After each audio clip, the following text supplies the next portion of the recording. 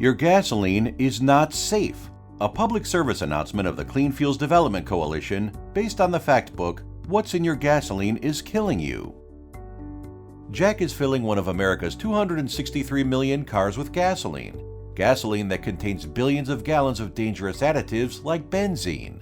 Jack's Gasoline Finder app makes him feel great about saving a nickel, but Jack doesn't know the true cost of gasoline. He doesn't know he pays more taxes because of gasoline's burden on the environment, economy, and national security, or that the emissions from burning his artificially cheap subsidized gasoline increases everyone's healthcare costs because it is toxic and carcinogenic and has been linked to every major cause of death in the US.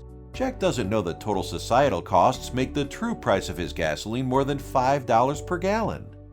Jack doesn't think he's addicted to oil or his gasoline use is a problem. Not Jack. He thinks it's okay to buy unleaded gasoline with special additives for his engine. But he doesn't know Jack about what's in his gasoline and that it's not safe.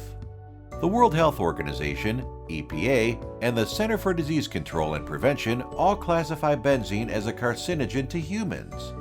In 1948, the American Petroleum Institute said the safe threshold for benzene was 0. If Jack knew, he would ask, "Why is it still in my gasoline?" Jack's a victim of environmental injustice. He's one of 125 million Americans breathing EPA-certified, unhealthy ozone pollution containing ultrafine particles. That's 1 out of 4 people. Jack's also one of 45 million Americans living, working, or attending school within 300 feet of a major road, airport, or railroad. Like others that drive to work, Jack spends an average of 42 hours per year stuck in traffic, breathing emissions that can be 10 times higher than those recorded by the EPA. Jack doesn't know half of the pollution everyone's warning him about is coming from transportation fuels, including his car. Jack, his congressional representative, and his fellow Americans are sitting ducks on a highway, breathing benzene fumes from burning their own gasoline, thinking they're safe in their car or at home safe in their bed. Jack's no dummy, except when it comes to his gasoline. Jack's a safety expert. He wears a seatbelt, does not drink or text while driving, and he quit smoking. But Jack doesn't know his gasoline is not safe and that more people die from breathing air pollution than smoking, road deaths, and diabetes combined, and that pollutions come from his burning his artificially cheap subsidized gasoline even in his fuel-efficient car. Jack's health conscious. Every day he eats 2.2 pounds of organic food, drinks 4.4 pounds of filtered water, but doesn't realize he breathes 44 pounds of benzene-laced air, and that's on days he's not jogging for his health.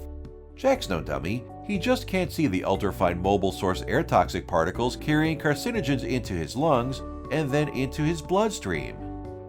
Jack still lives in the neighborhood he was born in. Like his mom and dad before him, Jack has been exposed to harmful emissions but could be the first generation to question what is in our gasoline. Do you know Jack? Jack reads food labels, but there's no benzene labels on his gasoline pump. They should look like the one he saw on his cigarette pack, because gasoline's product liability warning should be just like tobacco's. The manufacturers of both products share a corporate culture.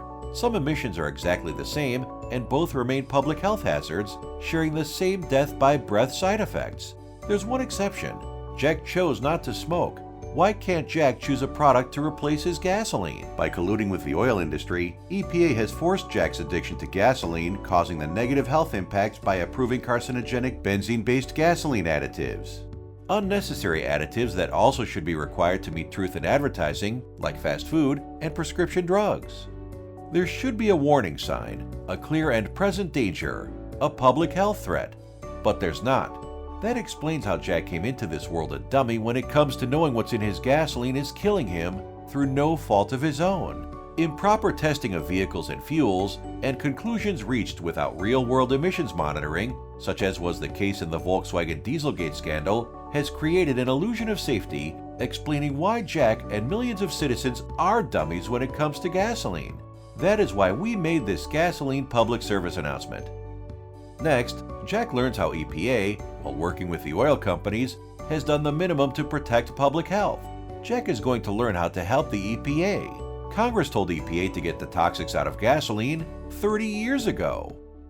Jack learns how he can help EPA clean up gasoline and make it safer. he is going to sign a Clean Fuels Development Coalition petition to urge EPA to adopt a new, higher 98 to 100 RON octane standard proposed by citizens that commented on the agency's Safer Affordable Fuel Efficiency Vehicle rule called SAFE. Will EPA do their job and enforce the law to clean up gasoline, or are they colluding with oil companies? And join us in signing the petition at www.change.org/p/environmental-agency-epa-make-gasoline-safe. For more information on gasoline, health effects, and how you can make a difference, be sure to watch Part 2 in this series.